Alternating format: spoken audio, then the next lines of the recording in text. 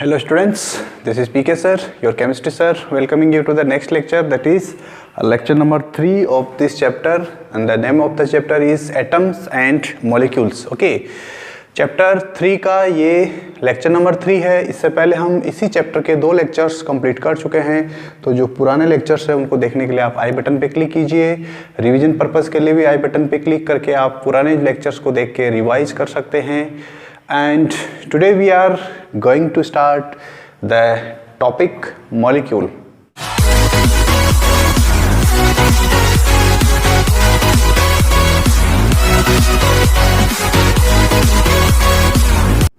Let's begin the molecule.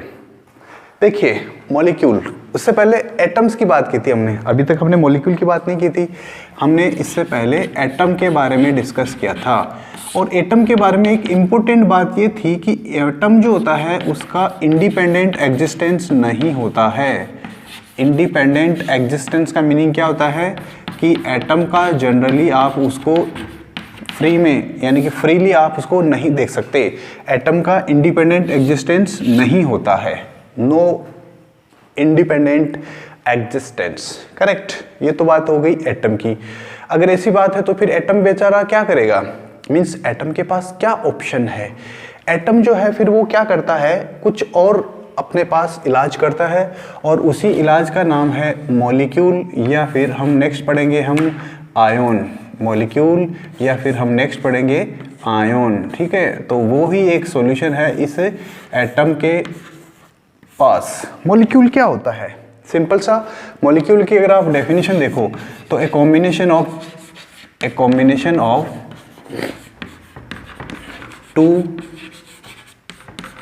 और more atoms.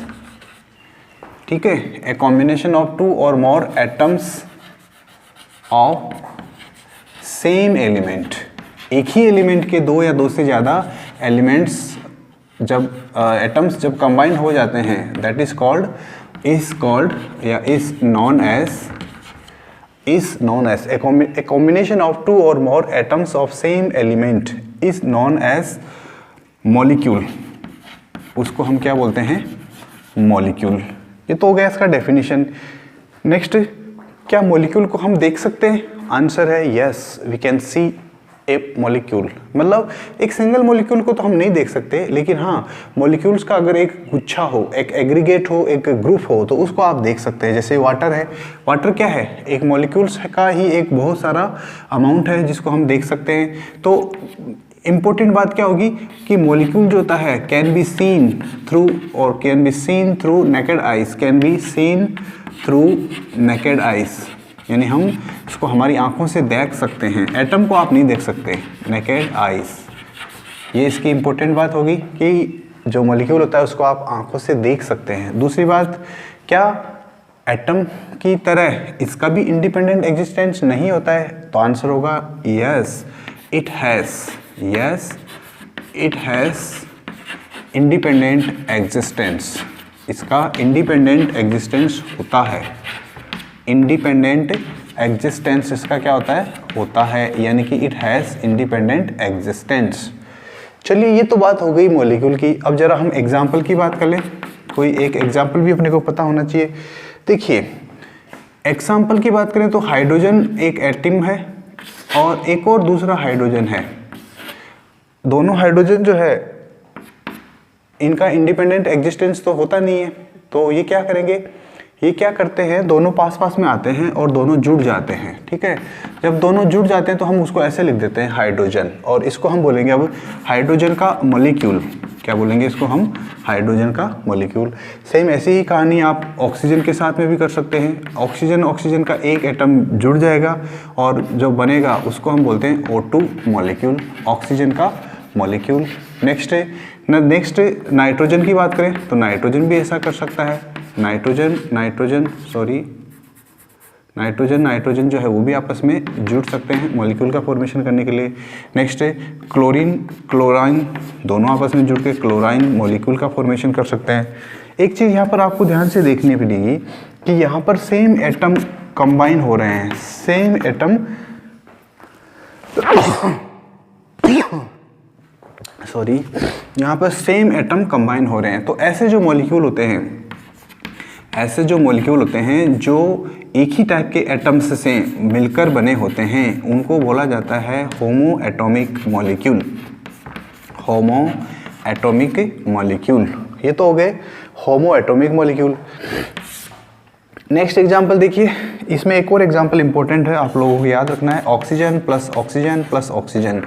ऐसा भी तो हो सकता है कि 3 ऑक्सीजन के एटम आपस में मिल जाएं और तीनों आपस में मिलकर भी एक मॉलिक्यूल का फॉर्मेशन करते हैं। इसको बोला जाता है ओजोन, जो आप लोगों ने अच्छे से नाम सुना होगा, ओजोन। ठीक है, नेक्स्ट कैटेगरी के एग्जांपल देखिए, ये है हाइड्रोजन और ये है Cl, दोनों मिलके बना दिया इन्होंने HCl। नेक्स्ट आता है आपका कार्बन है, ऑक्सीजन है, ये मिलकर बना देता है CO2। नेक्स्ट है हाइड्रोजन प्लस ऑक्सीजन मिलकर बना देता है water. Nitrogen plus hydrogen plus hydrogen plus hydrogen मिलकर बना देता है NH3। ये किस टाइप के मॉलिक्यूल है? ये भी मॉलिक्यूल ही है, ये भी मॉलिक्यूल है। यहाँ पर होमो का मतलब होता है एक जैसे, सेम एटम के मॉलिक्यूल। होमो एटॉमिक मॉलिक्यूल का मतलब एक ऐसा मॉलिक्यूल जो सेम एटम्स से मिलकर बना होता है, but here different atoms are present, so they are called hetero atomic molecule. They are called hetero atomic molecule. ध्यान रखिएगा, हेट्रो एटॉमिक मॉलिक्यूल जो होते हैं उनको ही एक और नाम दिया जाता है, they are also called compound. They are also called compound. तो याद रखिएगा कि कंपाउंड क्या है, एक प्रकार का मॉलिक्यूल होता है, लेकिन सभी मॉलिक्यूल कंपाउंड नहीं होते हैं। एक इंपॉर्टेंट नोट लिख लीजिए अपनी नोटबुक में, नोट क्या होगा, all compounds are molecules. All compounds are molecules. All compounds are molecules, but all molecules are not compounds. अब ये क्या लिख दिया भाई, इसको थोड़ा सा समझना पड़ेगा आप लोगों को अच्छे से। इसका मतलब क्या होता है, मैं इसको सिंपल सा एक दूसरे सेंटेंस की हेल्प से एक्सप्लेन करता हूँ। देखिए, इंडिया है, ओके, ये है आपका इंडिया, बहुत बड़ा इंडिया है। इंडिया के अंदर एक छोटी सी जगह है, एक छोटा सा स्टेट है राजस्थान। इंडिया और इंडिया में एक छोटा सा स्टेट राजस्थान। मैं ये कह सकता हूँ कि ऑल राजस्थानी, राजस्थान में रहने वाले लोग राजस्थानी आर इंडियंस, यस और no, all Rajasthani are Indians. ये बात तो सही है। क्या मैं ऐसा भी बोल सकता हूँ कि ऑल इंडियंस आर राजस्थानी? ऐसा नहीं बोल सकता, यही मैंने यहाँ लिखा है, तो ये सही नहीं है, ये सही है। ऑल कंपाउंड्स आर मॉलिक्यूल, सभी कंपाउंड जो होते हैं वो मॉलिक्यूल भी होते हैं, लेकिन सभी मॉलिक्यूल कंपाउंड नहीं होते हैं। ये सभी मॉलिक्यूल है लेकिन ये कंपाउंड नहीं है, ठीक है। तो same thing you can explain here also. आपका जो स्टेट है उसके अकॉर्डिंग आप इसको चेंज कर सकते हैं। For me it is Rajasthan, so I can hear use Rajasthan. ये कहानी है मॉलिक्यूल की, ठीक है। अब किसी मॉलिक्यूल के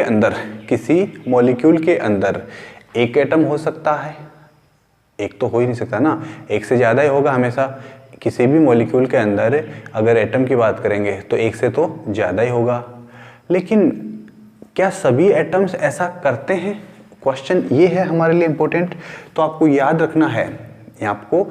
रखना है, कुछ एलिमेंट्स ऐसे भी होते हैं जो ऐसा काम नहीं करते हैं, यानी वो एटॉमिक स्टेट में भी अपने को इजीली सर्वाइव कर लेते हैं, यानी कि उनको अलग से मॉलिक्यूल बनाने की ज़रूरत नहीं होती है। और ऐसे जो एलिमेंट्स होते हैं उनको हम बोलते हैं noble elements. What they are called? Noble elements. अब ये नोबल एलिमेंट्स क्या होते हैं? देखिए, नोबल एलिमेंट्स जो होते हैं इनको जनरली नोबल गैसेज भी कहा जाता है। क्या बोला मैंने इनके लिए? कि ऐसे एलिमेंट्स जो कंपाउंड या मॉलिक्यूल का फॉर्मेशन नहीं करते हैं, ऐसे एटम्स जो कंपाउंड या मॉलिक्यूल्स का फॉर्मेशन नहीं करते हैं, ये एक्सेप्शन होते हैं, ओके, और ये इंडिपेंडेंट एग्जिस्ट करते हैं। यहाँ पर शुरू में मैंने बताया था कि एटम जो होता है वो इंडिपेंडेंट एग्जिस्ट नहीं करता है, बट ये एक्सेप्शन है और इसके एग्जांपल्स आपको याद रखना है। इसका एग्जांपल देखिए, सबसे पहला है हीलियम। फर्स्ट एग्जांपल क्या है? हीलियम। हीलियम के बाद में नेक्स्ट एग्जांपल है इसका नियॉन, NE। मैं सिर्फ सिंबल लिख रहा हूँ, नाम आप लोगों को लिखना है अपनी नोटबुक में। Helium, neon, next one is argon, argon, next one is krypton, CRYPTON, krypton. Next example is xenon. जिनके सिंबल्स आप लोगों को नहीं पता, मैं उनके नाम लिख रहा हूँ, ठीक है। और एक और एग्जांपल लिख लीजिए आप, रेडॉन। ऑल्दो रेडॉन जो है वो एक नोबल गैस एलिमेंट नहीं है, ठीक है, बट फिर भी आपको याद रखना है। तो ये एलिमेंट्स कुछ अलग हटके एलिमेंट्स हैं। अलग हटके क्यों है?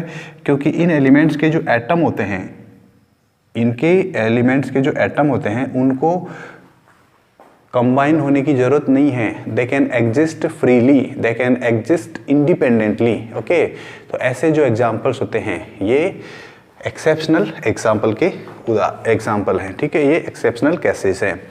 अब देखिए एक वर्ड आता है यहाँ पर आपके लिए, atomicity. What is the word? Atomicity. याद रखना है आपको कि एटोमोसिटी क्या होता है।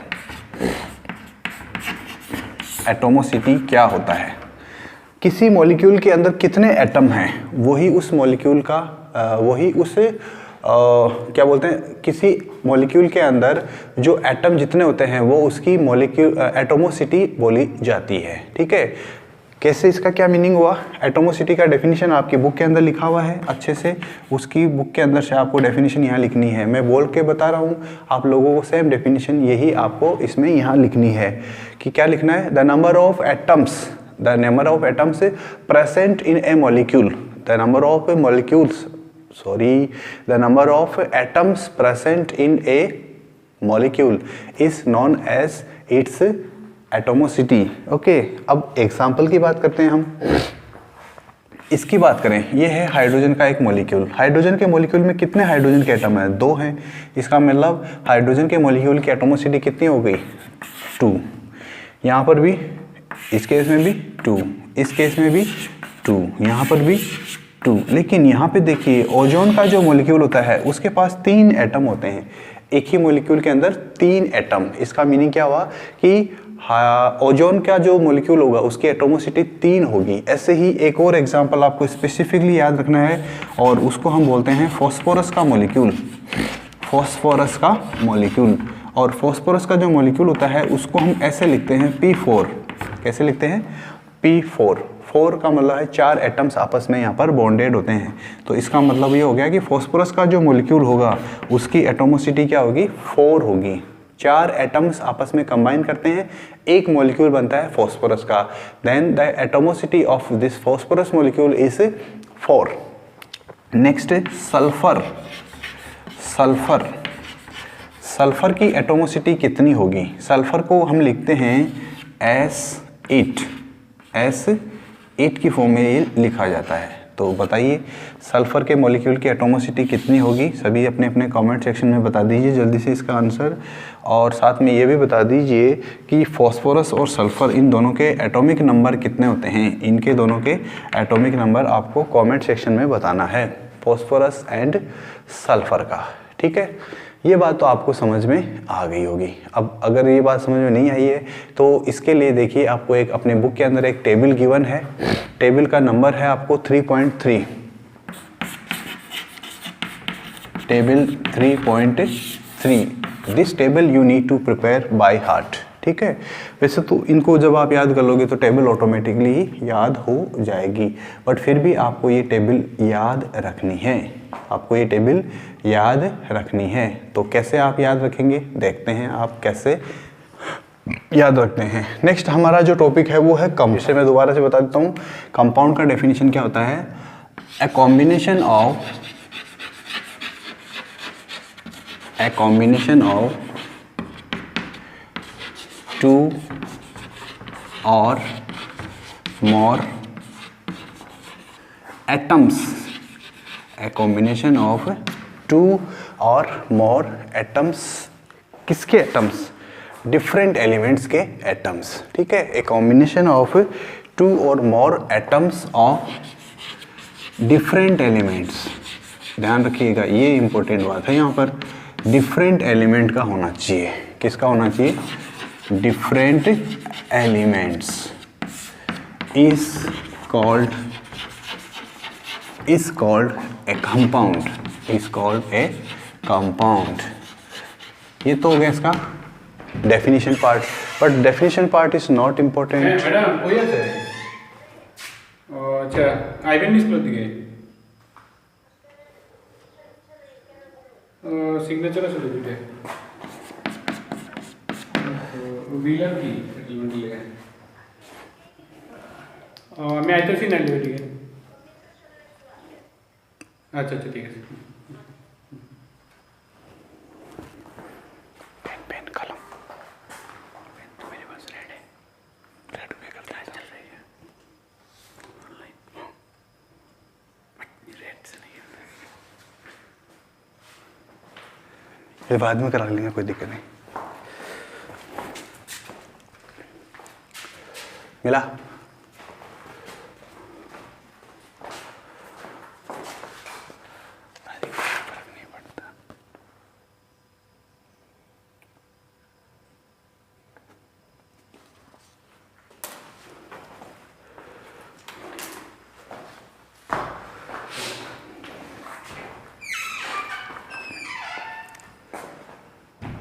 नेक्स्ट है एग्जाम्पल, कंपाउंड का example, that is more important. वैसे तो हम डिस्कस कर चुके हैं, लेकिन फिर भी आपको पता होना चाहिए। सबसे अच्छा एग्जाम्पल जो है कंपाउंड का वो है वाटर का मॉलिक्यूल H2O। इससे अगर आपको और भी अच्छा चाहिए, CO2 चाहिए, या और आपको एग्जाम्पल चाहिए NH3, याद रखिएगा इसका नाम होता है अमोनिया, इसका नाम है कार्बन डाइऑक्साइड, इसका नाम है वाटर। और बताइए भाई, बहुत सारे एग्जाम्पल्स है, आप लाइन लगा सकते हैं यहाँ पर कंपाउंड्स की, ठीक है।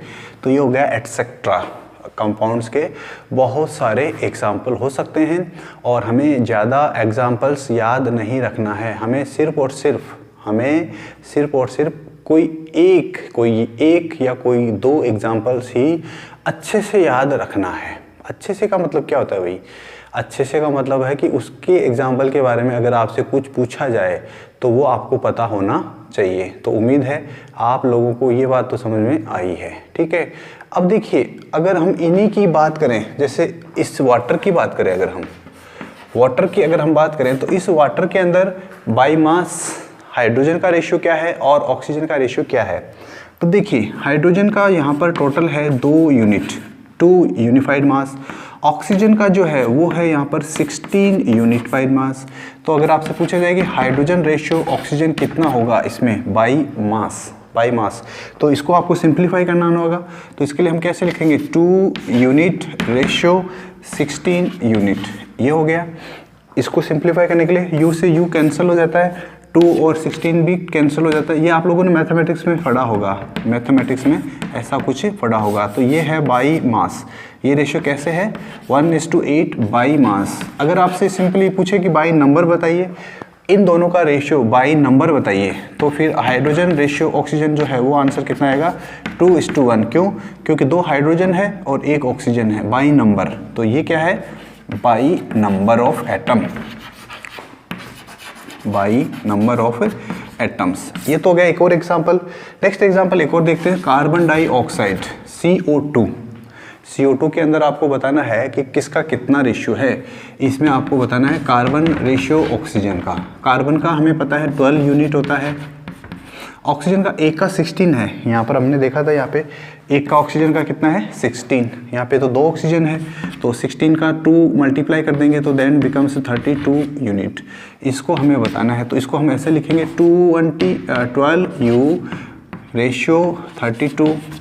ओके, u से u कैंसिल हो जाएगा और इसको सिंप्लीफाई करेंगे, 4 से डिवाइड करेंगे तो ये 3 टाइम्स जाएगा और ये 8 टाइम्स हो जाएगा। So this is the ratio by mass, again this is by mass. So आपको टेबल बनानी है आपकी नोटबुक में, और उस टेबल का जो नंबर है वो है 3.4। इम्पोर्टेंट है, टेबल 3.4 अच्छे से याद कीजिए इसको, टेबल 3.4, ठीक है। तो उम्मीद है आप लोग टेबल 3.4 याद भी रखेंगे प्लस उसको बनाएंगे अपनी नोटबुक में, ठीक है। चलिए ये तो हो गया कंपाउंड के बारे में बात, कंपाउंड हो गया, मॉलिक्यूल हो गया। अब देखिए इसके बाद में हमारा एक इम्पोर्टेंट टॉपिक आता है, उसको बोलते हैं हम आयन, ठीक है।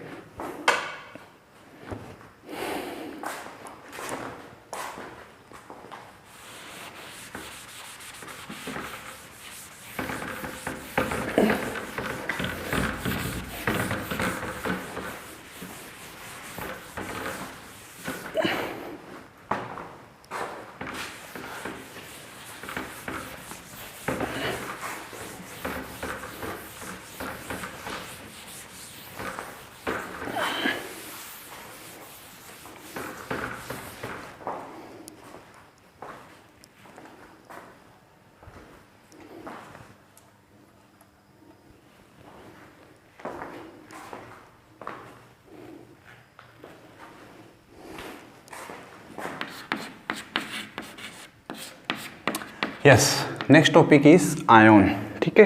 आयन क्या होता है, कैसे बनता है, क्यों बनता है, ये हमारे लिए इम्पोर्टेंट है। हमने अभी देखा था नोबल गैसेस के एग्जांपल्स, याद करो मैंने कुछ एग्जांपल बताए थे नोबल गैसेस के, नोबल गैसेस के कुछ एग्जांपल्स बताए थे, ठीक है।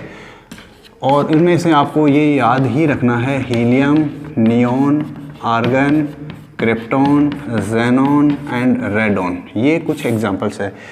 ये जो एलिमेंट्स होते हैं ना, इनकी क्या स्पेशल बात है, इनके बारे में क्या स्पेशल बात है कि ये एटम के फॉर्म में भी हमेशा प्रेजेंट रह सकते हैं, यानी इनको मॉलिक्यूल बनाने की ज़रूरत नहीं है। They do not need to form or they do not need to make molecule or compound, that is means independent existence इनका होता है।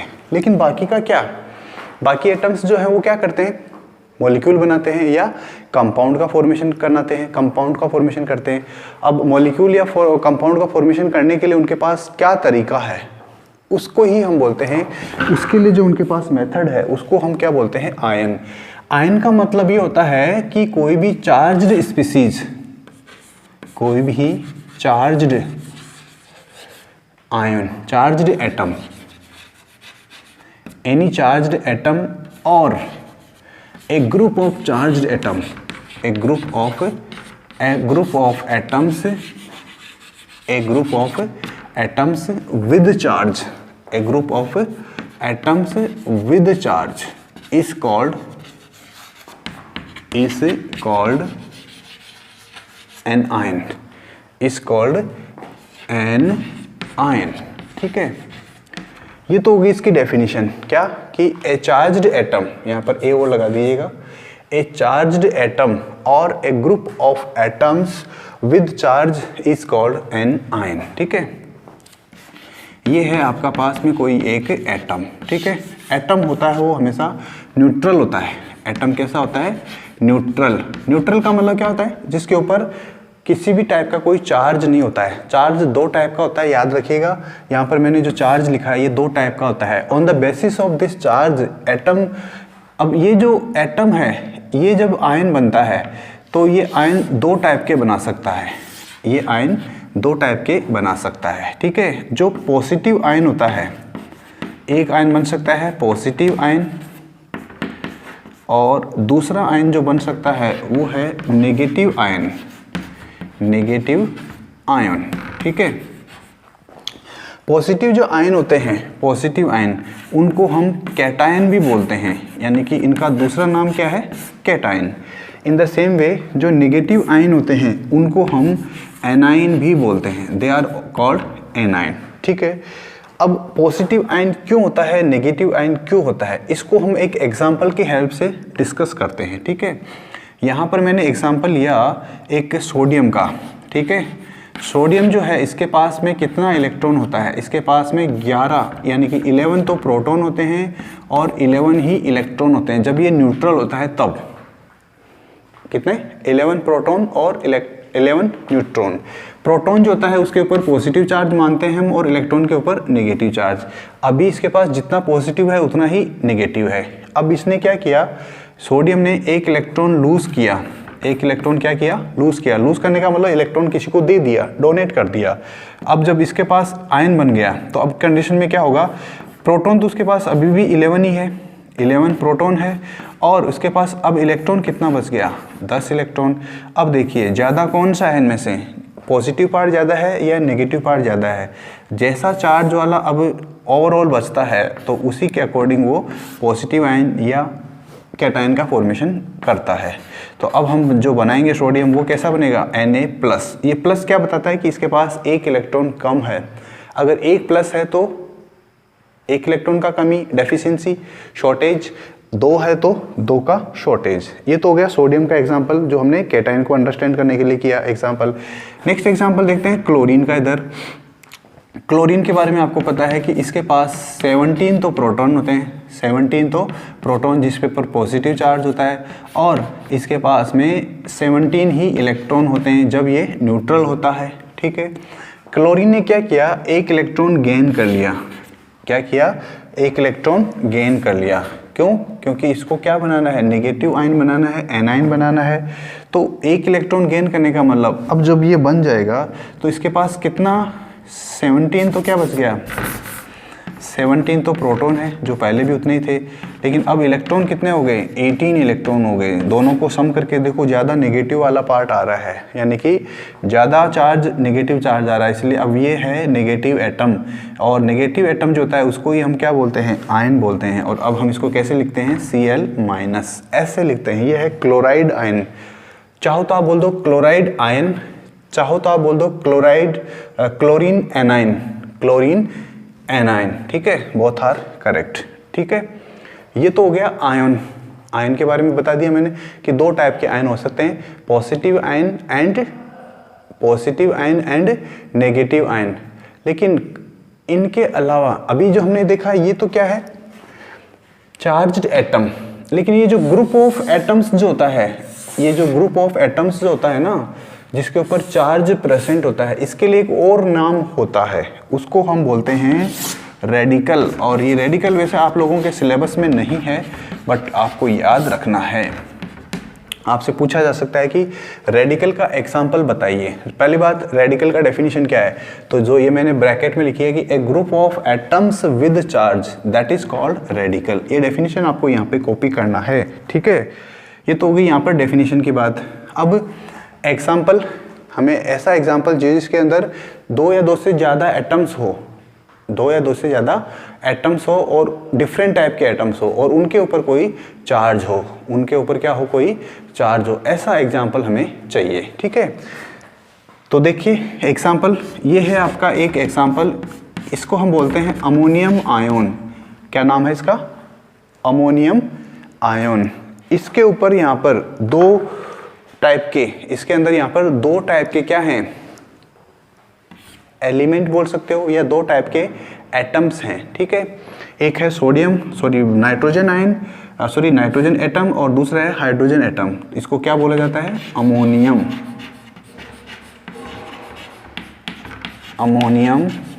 आयन। याद रखिएगा, इससे पहले हमने ऐसा कुछ देखा था, ये अलग है और ये अलग है, इसको हम बोलते हैं अमोनिया, और ये है अमोनियम आयन। ठीक है, याद रखिएगा। अब हमारे पास में पॉजिटिव आयन या कैटायन, नेगेटिव आयन या एनायन और रेडिकल, 3 टाइप की स्पीसीज हो गई। कितने टाइप की स्पीसीज हो गई, 3 टाइप की स्पीसीज हो गई। ठीक है, और ये जो 3 टाइप की स्पीसीज होती है, इनके लिए आपकी बुक के अंदर एक टेबल बना हुआ है, टेबल 3.6, टेबल 3.6। उसके अंदर आपको ये टेबल जो है, टेबल 3.6, ये आपको अच्छे से याद रखनी है।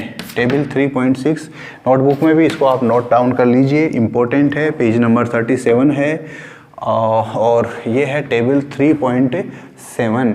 इस टेबल 3.7 के अकॉर्डिंगली, टेबल 3.7 के अकॉर्डिंगली आपको क्या याद रखना है, बताइए। आपको हर वो एग्जाम्पल याद रखना है जो इस टेबल के अंदर गिवन है। क्यों, हमें क्या ज़रूरत है इस टेबल को याद करने की, क्योंकि हमारा जो नेक्स्ट टॉपिक है वो इसी से रिलेटेड है। अगर आपको ये याद नहीं हुआ तो आप नेक्स्ट एग्जाम्पल जो है वो नहीं कर पाएंगे। यानी कि केमिकल फॉर्मूले लिखना किसके, कंपाउंड्स के, राइटिंग ऑफ केमिकल फॉर्मूले ऑफ कंपाउंड। एक होता है फॉर्मूला और एक होता है formulae. What is the difference, formula and formulae. देखिए यहाँ पे ये है फॉर्मूला और मैं जो बोल रहा हूँ वो है फॉर्मूली। इन दोनों में क्या डिफरेंस है, तो ध्यान रखिएगा। एक जो होता है जब, उसको हम बोलते हैं फॉर्मूला, और जब बहुत सारे होते हैं उनको हम बोलते हैं फॉर्मूली। फॉर्मूली या इसी को आप फॉर्मूला को अगर आप एस लगा दोगे तो वो भी बन जाता है प्लूरल, यानी कि formulas. But generally formulae use किया जाता है, फॉर्मूलास कम यूज़ करते हैं। टेबल को देखिए अच्छे से, टेबल इंपॉर्टेंट है, टेबल को कॉपी कीजिए, means noted down in your notebook. Table के अंदर देखिए फर्स्ट जो है नेम ऑफ आयन लिखा हुआ है, आयन का नाम सबसे पहले वहाँ पर दिया हुआ है सोडियम, जो हमने डिस्कस किया है यहाँ पर। सोडियम का सिंबल क्या होगा, Na+, सोडियम का सिंबल Na+, पोटेशियम का सिंबल K+, नीचे उसके लिखा है सिल्वर, फिर उसके बाद में लिखा है कॉपर। अब समस्या देखिए, कॉपर जो है उसके पास कॉपर है, उसके ब्रैकेट में यहाँ पर ऐसे लिखा हुआ है रोमन में 2, कॉपर के ब्रैकेट में लिखा हुआ है रोमन में 2, ठीक है। और एक जगह पे लिखा हुआ है कॉपर के ब्रैकेट में फर्स्ट, इसको बोलते हैं सेकंड, इसको बोलते हैं फर्स्ट। इसका क्या मीनिंग है, तो ध्यान रखिएगा, ये जो चार्ज आता है ऊपर यही है इसकी वैलेंसी। क्या बोलते हैं इसको हम, वैलेंसी। तो हमारा नया जो टॉपिक है वो आप लिख लीजिए, वो है वैलेंसी। वैलेंसी का मतलब क्या होता है, उसकी डेफिनेशन आपको बुक के अंदर मिल जाएगी। किसकी डेफिनेशन, वैलेंसी की डेफिनेशन आपकी बुक के अंदर गिवन है। किसी भी एलिमेंट की जो कंबाइनिंग कैपेसिटी होती है, कंबाइनिंग कैपेसिटी, उसको ही हम बोलते हैं वैलेंसी। डेफिनेशन आप चाहो तो बुक से लिख लीजिए या मैं यहाँ लिख देता हूँ, the combining capacity of an element, the combining capacity of an element is known as its valency। इसको ही हम क्या बोलते हैं, वैलेंसी बोलते हैं। वैलेंसी की डेफिनेशन आप लोगों के लिए इम्पोर्टेंट है, इसलिए इसको आप अच्छे से याद रखिए, ठीक है। चलिए, ये तो आप लोगों को याद रह जाएगी। वापस आ जाइए अब टेबल के ऊपर। टेबल में टेबल 3.6 देखिए फिर से। टेबल के अंदर मैंने बताया आपको इस साइड में पॉजिटिव, यानी ऐसे एग्जांपल्स दिए हुए हैं जिनके अंदर +1 वैल्यू है, +1 वैल्यू, यानी कि प्लस का 1 चार्ज गिवन है, ठीक है। फिर उसी के अंदर इसके बारे में बता रहा था मैं कि कॉपर है वो 2 बार लिखा हुआ है। एक बार कॉपर है उसके ब्रैकेट में 2 लिखा हुआ है और एक बार कॉपर के ब्रैकेट में 1 लिखा हुआ है। इसका मीनिंग ये होता है कि यहाँ पर जो अभी मैंने बताया था वैलेंसी, जैसे सोडियम के केस में यहाँ पर +1 है, एक ही है +1, तो इसका मतलब है कि इसकी एक ही वैलेंसी होती है +1, ठीक है। लेकिन कॉपर के केस में 2 वैलेंसी होती है, कॉपर के केस में 2 वैलेंसी होती है। एक को हम बोलते हैं Cu2+ और एक को हम बोलते हैं Cu+। याद रखिएगा, इंपॉर्टेंट है, Cu+ एंड Cu2+। ऐसा कोई और भी एग्जाम्पल है क्या? Yes, there are many examples of this type of valency. ऐसी जो वैलेंसी जो 2 टाइप की या 3 टाइप की हो सकती है उसको हम बोलते हैं variable valency. What is it called? Variable valency. अब इसका मीनिंग क्या होता है? वेरिएबल वैलेंसी का मतलब क्या होता है, किसी एलिमेंट की अगर एक से ज़्यादा डिफरेंट वैलेंसीज होती है तो उसको हम वेरिएबल वैलेंसी बोलते हैं, ठीक है, वेरिएबल वैलेंसी। अब ये तो हो गया सिंगल का, प्लस वाला का। मैग्नीशियम की देखिए, मैग्नीशियम के ऊपर लिखा हुआ है 2+, इसका मतलब है मैग्नीशियम की 2 वैलेंसी होती है पॉजिटिव में। नेक्स्ट आता है आपका कैल्शियम, कैल्शियम की भी 2+ वैलेंसी, जिंक की 2+ वैलेंसी। अब देखिए फिर से आयरन आ गया, आयरन एक और एग्जांपल, आयरन 3rd और इसके ब्रैकेट में 3rd लिखा हुआ है, उसके बाद में उसके स्टार लगाया हुआ है। ये स्टार क्या इम्प्लीकेट करता है या इसका क्या इम्प्लीकेशन है? इसका मीनिंग ये है कि ये एक्सेप्शनल एग्जांपल है, कहीं ना कहीं आयरन 2nd के अलावा आयरन 3rd भी लिखा हुआ मिलेगा। इसका मीनिंग ये हो गया कि आयरन की भी वेरिएबल वैलेंसी होती है। आयरन भी Fe2+ और Fe3+ की फॉर्म में प्रेजेंट होता है। याद रखिएगा, आयरन की 2 वैलेंसी होती है, Fe2+ एंड Fe3+। नीचे देखिए फिर +3 वाले एग्जांपल्स में aluminium Al3+ and then iron 3+। ये हो गया +3 का एग्जांपल। माइनस वाले में आ जाइए, एक हाइड्रोजन है वो अलग से दिखा रखा है H+ और एक हाइड्रोजन जो है वो लिखा रखा है H-, यानी कि हाइड्रोजन जो है वो दोनों टाइप की वैलेंसी शो कर सकता है। दोनों टाइप की का मतलब क्या है, हाइड्रोजन जो है ये इलेक्ट्रॉन ले भी सकता है और इलेक्ट्रॉन दे भी सकता है। अगर इलेक्ट्रॉन लेता है इलेक्ट्रॉन तब तो ये क्या बनाएगा H-, और अगर ये इलेक्ट्रॉन डोनेट कर देता है तो भी ये बनेगा H+। ठीक है, तो हाइड्रोजन एक अलग ही टाइप का एग्जाम्पल हो गया। नेक्स्ट है हाइड्राइड हो गया। नेक्स्ट है क्लोराइड। अगर Cl के ऊपर एक माइनस चार्ज है क्लोराइड बोलेंगे, Br के ऊपर एक माइनस चार्ज है ब्रोमाइड, आयोडाइड के ऊपर एक चार्ज। और नीचे देखिए फिर 2 वाले एग्जाम्पल, उसमें ऑक्साइड और सल्फाइड। सल्फाइड में स्पेलिंग ध्यान से देखिएगा SULPHIDE, डी ही लास्ट में है, DE, that is S2-। Sulphide के ऊपर कैसा चार्ज है S2- और लास्ट में क्या है IDE, याद रखिएगा सल्फाइड -2 में IDE है। एक और नीचे एग्जांपल दिया हुआ है नाइट्राइड का, जिसकी वैलेंसी है N3-। और इसके बाद में पॉली एटॉमिक आयन, ये आ गया हमारा radical poly atomic ion. Poly atomic ion का एग्जांपल है आपका फर्स्ट एग्जांपल जो मैंने यहाँ लिखा है पहले से ही, अमोनियम, सेकेंड हाइड्रोक्साइड जिसको हम बोलते हैं OH-। नेक्स्ट आपका नाइट्रेट NO3-। नेक्स्ट है हाइड्रोजन कार्बोनेट HCO3-। नेक्स्ट है आपका हाइड्रोजन कार्बोनेट के बाद में simple carbonate that is CO3-2-। Next आपका सल्फाइट, ध्यान रखिएगा सल्फाइट SO3-2-। और इसके लास्ट में है ITE। एक तो था सल्फाइड और एक है सल्फाइट, और एक और है इनका ही बंधु दैट इज सल्फेट SO4-2-। ध्यान रखिएगा सभी में 2- चार्ज है, तो चार्ज की तो प्रॉब्लम नहीं है, बस नाम अलग अलग है। इसका नाम है sulphate. What is this name, sulphate. और लास्ट एग्जांपल है फॉस्फेट दैट इज PO4-3-। तो ये कुछ एग्जांपल्स हैं जो इम्पोर्टेंट है, और इनकी हेल्प से हम नेक्स्ट क्लास में लर्न करेंगे कि किसी कंपाउंड का केमिकल फॉर्मूली कैसे लिखा जाता है, how to write the chemical formulae of a compound. Okay, तो नेक्स्ट क्लास ज्वाइन करने से पहले ये काम जरूर करके आइएगा, टेबल 3.6 को बहुत अच्छे से लर्न कर लीजिएगा। अगर आप लोगों को केमिस्ट्री पढ़ना है फ्यूचर में भी आगे भी, तो ये केमिस्ट्री में आपको बहुत हेल्प करेगा। इसके बिना आपकी केमिस्ट्री बिल्कुल भी नहीं चलेगी। ठीक है, जैसे आप लोग नंबर्स पढ़ते हैं, क्या बिना नंबर्स के हम submission, multiplication, addition, subtraction, division कर सकते हैं? नहीं। Without knowledge of numbers we can not perform this activities. Next ABCD यानी कि इंग्लिश अल्फ़ाबेट, क्या उसके बिना उसको लर्न किए बिना क्या हम कोई वर्ड लिख सकते हैं? Of course no. In the same way ये हमारा ABCD है, ये हमारा केमिस्ट्री का अल्फ़ाबेट है। अगर आपको केमिकल फॉर्मूली बनाना आ गया तो आपका काम बहुत अच्छे से हो जाएगा। So right now this is the end of the class for today. Meeting you in the next class. Till then take care, keep yourself safe and bye bye.